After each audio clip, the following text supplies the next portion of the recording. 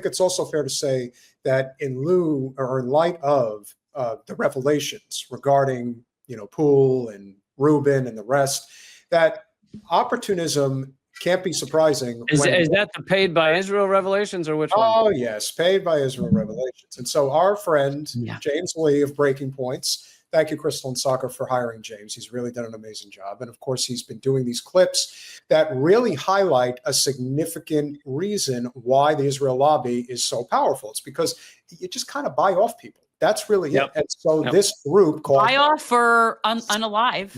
Stop Antisemitism. Well, this is a nice little expose that James just dropped earlier today. Come after Miss Rachel, and I will come after you. Context is that there's a group called Stop Antisemitism that is accusing Miss Rachel of having transformed her platform into a, quote, amplifier of Hamas propaganda. This is the post that they're citing as anti-Semitic, which the message here is basically stop bombing babies. I mean, we are beyond parody at this point. They're also calling on Attorney General Pam Bondi to investigate Miss Rachel for being a foreign asset or whatever.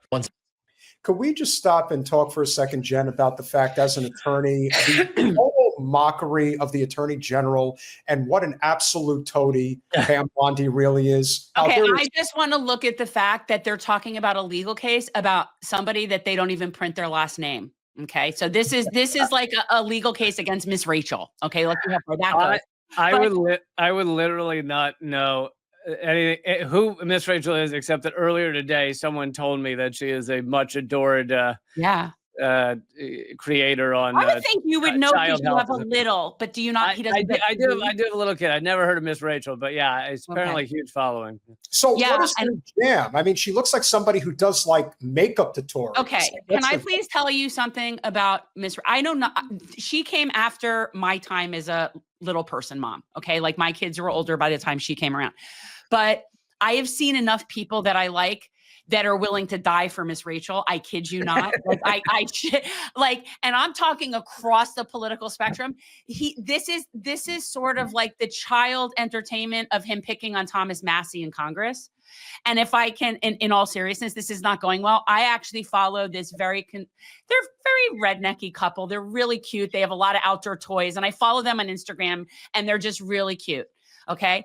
And I saw him that he got complaints on his video because somebody saw Miss Rachel on in the background with his baby in the background.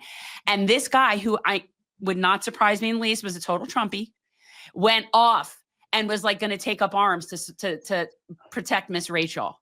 So I'm just saying that this is not someone they should be picking a fight with. This is someone they're going to piss off all their own people. Well, like the Zionist movement in general, they never know when to stop. And this clearly is an example of that. So we'll continue. Again, just unhinged.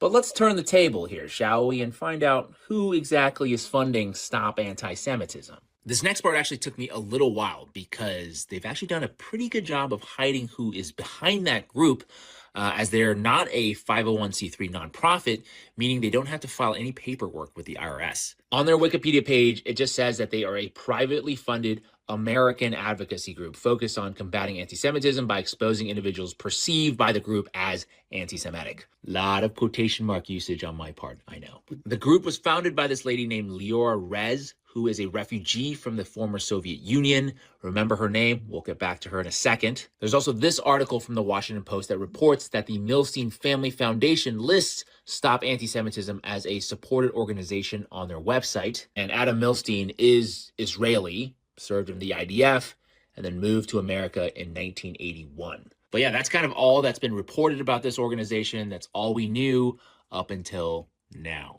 Remember when I said Stop Antisemitism doesn't file any paperwork with the IRS? Well, I did a bunch more digging and I found this fundraising campaign for Stop Antisemitism. And if we scroll to the bottom here, you'll see an organization called the Morona Leadership Foundation. That is their fiscal sponsor. And as you can see here, it is a 501c3 public charity. So I pulled up the 990 for the Morona Leadership Foundation. And lo and behold, listed as their top officer, Leora Rez. Same lady as before. And their top funder is an organization called the Impact Forum Foundation, which is a quote, exclusive pro-Israel network of philanthropists to fight anti-Semitism, strengthen the state of Israel, and advance the U.S.-Israel alliance. A super American agenda. Scroll down a little bit more, and we find out that the Morona Family Foundation is tied to a bunch of other NGOs, which I'll read off for you, just a few of these for your sampling, such as the Central Fund of Israel, Israel 21C, PFE Israel Endowment Fund, Students Supporting Israel, Talk Israel. Like, what the heck is going on here? But yeah, let's investigate Miss Rachel, who teaches kids hide and seek because she might be funded by Qatar. I'm telling you, the kid, they love her. And everything that I have seen about her, of course, we know how they just smear whoever they just don't like or whatever.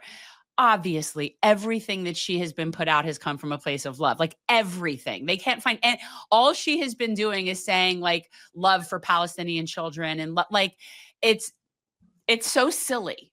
And they're really pissing off a whole bunch. I'm telling, this is not who they should be picking a fight with. Well, and it shows that even people who are ostensibly not, political, they're getting pushed to a place where they just can't watch babies being bombed every single day and never say anything.